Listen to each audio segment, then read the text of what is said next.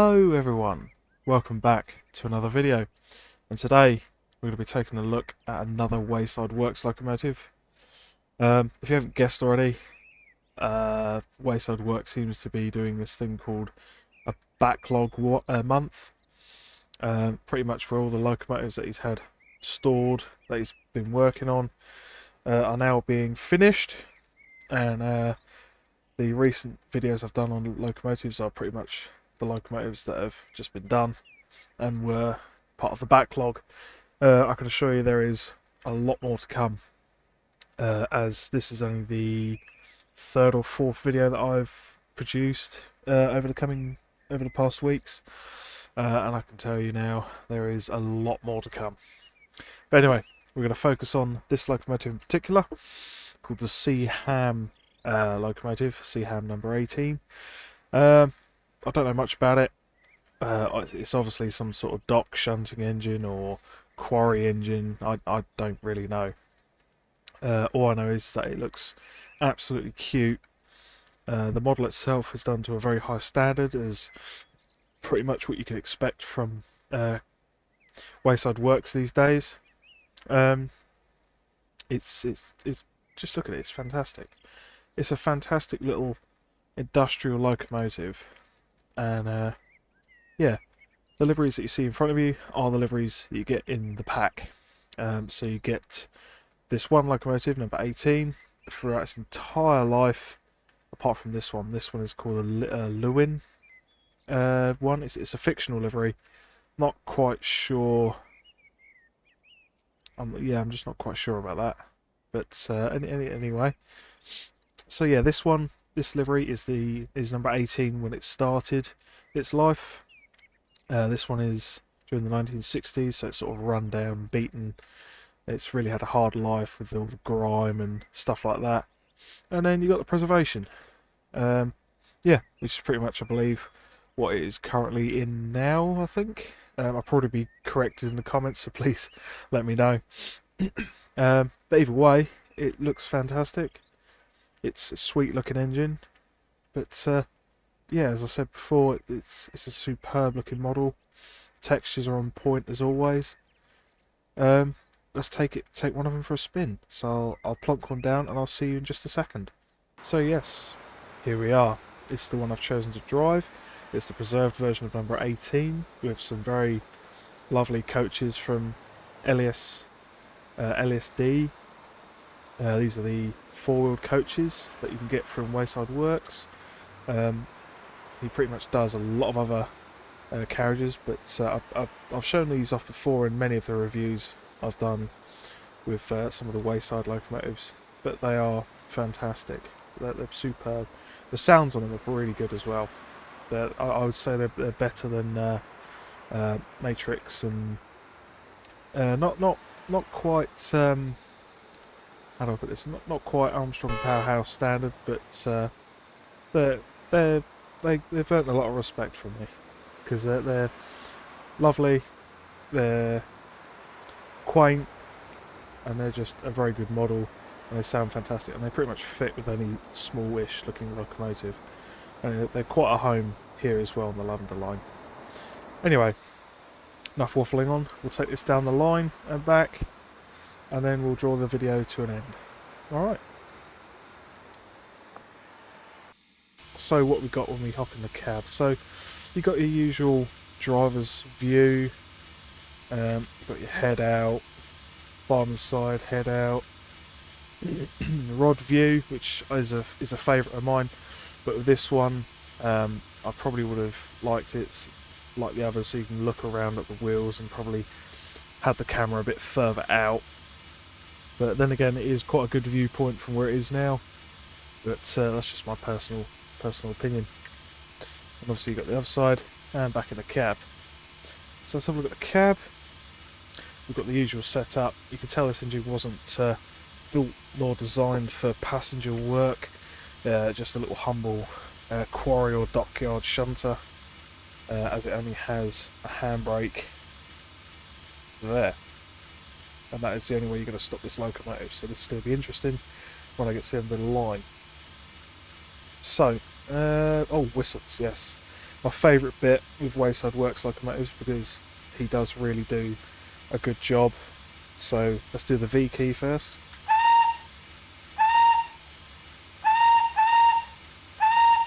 There you go. Spacebar. Now I like this as well because he's figured out how to actually quill the whistles, and I quite like that.